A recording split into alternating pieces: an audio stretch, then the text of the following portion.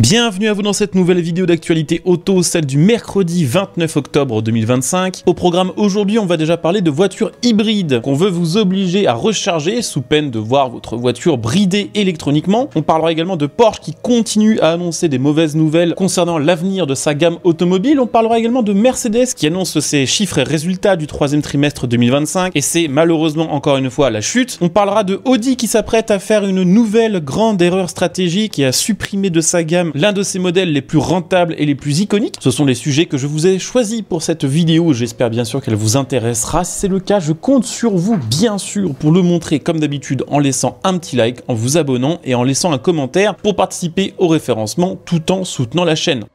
Je vous le disais, nous allons commencer par parler un petit peu de voitures hybrides, puisque la VDA, qui est tout simplement la fédération automobile la plus puissante d'Allemagne et donc la plus puissante d'Europe, vient de faire une proposition complètement aberrante concernant ce type de véhicule. Ce qu'il se passe, c'est que les constructeurs allemands et à plus large échelle les constructeurs européens essayent de trouver un moyen de continuer à vendre des voitures thermiques après 2035. L'un de ces moyens, c'est de miser sur la voiture hybride, notamment la voiture hybride rechargeable, une technologie qui, lorsqu'elle est utilisée correctement, c'est-à-dire en étant rechargée fréquemment afin d'exploiter au maximum le moteur électrique, permet d'afficher des consommations moyennes particulièrement faibles. Et ça, c'est ultra important parce que la Commission européenne ainsi que les constructeurs s'appuient sur ces consommations ultra faibles mesurées en laboratoire pour calculer le bilan CO2 des différentes marques et donc appliquer à la fin de l'année d'éventuelles amendes de plusieurs milliards d'euros que les constructeurs automobiles essayent absolument d'éviter. Les hybrides rechargeables, contrairement à ce que l'on pourrait croire, sont un type de véhicule qui a vraiment le vent en poupe. Sur le marché, elles ont représenté depuis début 2025 sur l'ensemble des pays de l'Union européenne 9% de part de marché, avec 31% d'augmentation comparée à 2024. Le problème, c'est qu'une large majorité de ces voitures sont vendues à des entreprises qui les utilisent par exemple comme voitures de fonction, des voitures qui sont fournies aux salariés qui n'ont pas toujours ni la possibilité ni l'envie de recharger leur voiture. Le problème, c'est qu'une voiture hybride rechargeable qui n'est pas régulièrement rechargée affiche un bilan CO2 et un bilan de consommation bien plus élevé qu'une voiture hybride classique, bien plus élevé aussi qu'une voiture 100% thermique, puisque le problème des hybrides rechargeables, c'est qu'elles sont alourdies par une double motorisation. Elles conservent en général un moteur thermique de plus ou moins grosse cylindrée, et à côté de ça, elles sont équipées de batteries et de moteurs électriques, et une fois que le moteur électrique ne fonctionne plus, le moteur thermique à lui seul a la lourde tâche de faire avancer le véhicule en se traînant en plus les 200, 300, 400 kg de batterie qui ne servent plus à rien. Ce qui fait exploser les consommations réelles de véhicules qui en laboratoire ont des consommations ultra faibles.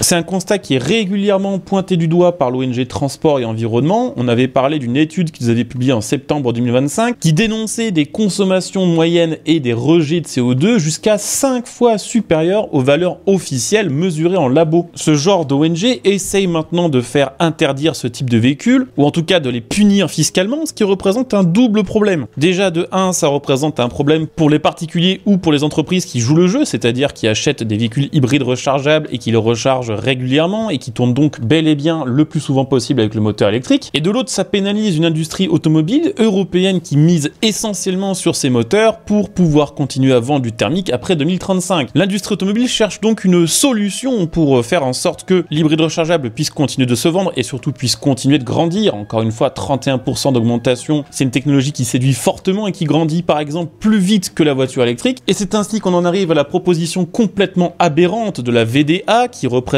les différents constructeurs allemands qui ont tout particulièrement misé sur la voiture hybride rechargeable puisqu'elle leur permet de continuer à vendre des véhicules équipés de gros moteurs thermiques, des 6 cylindres, des V8, des grosses motorisations qui leur ont permis de construire leur réputation et qui continuent de séduire leurs clients, des véhicules qui seraient quasiment invendables fiscalement sans l'assistance de l'hybride rechargeable. La VDA a présenté cette semaine une proposition pour le moins étonnante, personnellement je dirais aberrante, libre à vous de la qualifier comme vous le souhaitez dans les commentaires sous cette vidéo. La VDA explique que pour trouver un compromis, un arrangement avec l'Union européenne, pour pouvoir continuer à écouler ces hybrides rechargeables tout en faisant en sorte de faire baisser leur bilan CO2, qu'il serait tout à fait possible que les prochains véhicules hybrides rechargeables soient conçus de manière à rendre la recharge régulière obligatoire. Vous l'aurez compris, il est physiquement impossible de vous obliger chez vous le soir à recharger votre voiture hybride rechargeable, raison pour laquelle la VDA s'appuie plutôt sur des contreparties punitives. C'est-à-dire que si vous ne rechargez pas votre voiture voiture hybride rechargeable, le moteur thermique pourrait être automatiquement limité, automatiquement bridé, si le conducteur n'a pas branché son véhicule après avoir parcouru une certaine distance. Donc en gros, la VDA cherche à ce que tous les utilisateurs de voitures hybrides rechargeables rechargent leur hybride rechargeable afin de conserver des consommations les plus basses possibles et pouvoir continuer d'en commercialiser. N'empêche qu'une telle mesure pourrait entraîner des situations particulièrement complexes. Imaginez par exemple que votre véhicule soit bridé à 90 km/h sur autoroute après que vous ayez dépassé ce seuil d'autonomie car vous avez enchaîné plusieurs longs trajets sans avoir eu l'opportunité de recharger votre voiture. Même si pour l'instant il n'y a rien qui dit qu'une telle proposition pourrait être adoptée par la Commission européenne et donc rendue obligatoire, elle illustre toutefois l'état d'inquiétude et de fébrilité de l'industrie allemande qui est en train de particulièrement souffrir de toute cette crise automobile, de cette transition vers la voiture électrique où jusqu'à 800 000 emplois pourraient être menacés et dont le chancelier a expliqué qu'il allait tout faire pour que l'interdiction du thermique en 2035 soit supprimée. Alors n'hésitez pas à utiliser la section commentaires pour donner l'avis sur cette mesure. Est-ce que c'est quelque chose qui vous semble adapté ou au contraire complètement à côté de la plaque?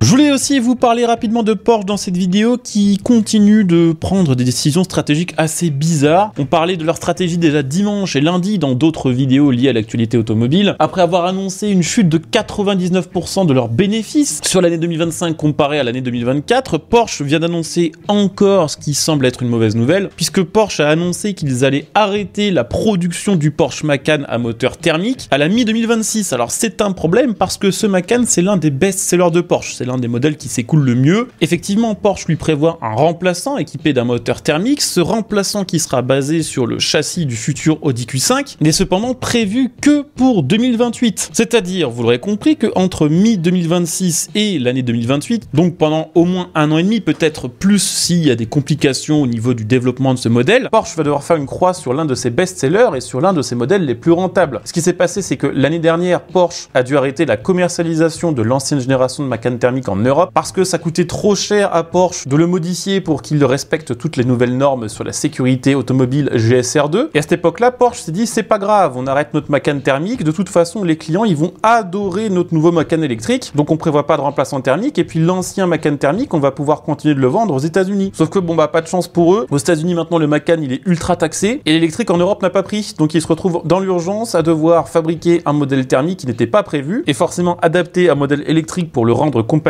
avec un moteur thermique, ça se fait pas du jour au lendemain. Toujours dans les marques allemandes, on va parler un petit peu de Mercedes qui publie ses résultats pour le troisième trimestre 2025. Mercedes qui annonce du coup une chute de ses bénéfices de 30,8% comparé à la même période de 2024. C'est la galère extrême pour Mercedes parce que c'est son 9e trimestre consécutif de recul. Sur le troisième trimestre 2025, Mercedes a encore subi une baisse de 12% de ses ventes. Le seul petit point positif, c'est que sur le troisième trimestre 2025, Mercedes a vendu 9% de voitures électriques en plus que sur le trimestre précédent, et ça en grande partie dû à la nouvelle CLA électrique. Le truc c'est que si on dézoome, on se rend compte que le niveau de vente de voitures électriques de Mercedes sur cette période, c'est exactement pareil que sur le quatrième trimestre 2022. Des mauvais chiffres qui expliquent pourquoi Mercedes est en train de rétro-pédaler sur sa stratégie, annonçant il y a quelques jours vouloir renouer avec les modèles d'entrée de gamme. Après, pour leur défense, il n'y a pas que chez eux que ça va pas très bien, puisque chez Audi, on continue de faire n'importe quoi, puisque Audi va bientôt mettre fin à son modèle A8 actuel, donc la grande berline limousine. L'A8 va prendre sa retraite en 2026. Le problème, c'est que Audi ne lui a toujours pas trouvé de remplaçante. Le truc, c'est que Audi est en pleine phase de restructuration et de réflexion quant à son avenir. Et apparemment, pour l'instant, au sein du conseil d'administration de Audi, personne ne sait ce que va devenir ce modèle. Le problème, c'est que les ventes sont déclinantes, dû notamment au fait que Audi a moins investi pour garder cette A8 moderne face à la concurrence classe S ou série 7 de chez BMW. Le problème, c'est que cette A8 devait utiliser la même plateforme que le futur Porsche K1. Le problème, c'est que le Porsche K1, il a été annulé. Donc chez Audi, on ne sait pas trop sur quelle plateforme produire cette Audi A8, et le problème c'est que ça fait bien sûr prendre du retard à tout le projet. Il est question maintenant de faire plutôt du bricolage, c'est-à-dire d'allonger le châssis de la Audi A6 pour servir de base à la A8, pour éviter de totalement perdre la main face à BMW ou Mercedes. On verra bien ce que ça va donner. Et ce qu'on sait quand même, c'est que chez Audi et au sein du conseil d'administration, le sujet de la A8 est un peu un sujet tabou. Et vu qu'Audi a un petit peu tendance ces derniers mois à changer d'avis comme de chemise, et à parfois annuler au dernier moment des projets qui ont pourtant coûté des milliards d'euros d'euros, il est tout à fait possible qu'il y ait donc, tout comme chez Porsche pour le Macan, un assez long délai entre la fin de la 8 actuelle et sa prochaine, bien sûr si un jour elle a une remplaçante. Voilà, c'était les actus de ce 29 octobre 2025, j'espère que la vidéo vous aura intéressé, si c'est le cas je compte sur vous bien sûr pour le montrer en soutenant la chaîne, en devenant par exemple un membre soutien via le bouton rejoindre. Ce sont des abonnements payants qui soutiennent directement le contenu que je vous propose et qui sont disponibles à partir de 99 centimes d'euros par mois. Merci à ceux qui jetteront un petit coup d'œil, merci aux actuels soutiens de la chaîne et puis écoutez, à demain pour la prochaine vidéo.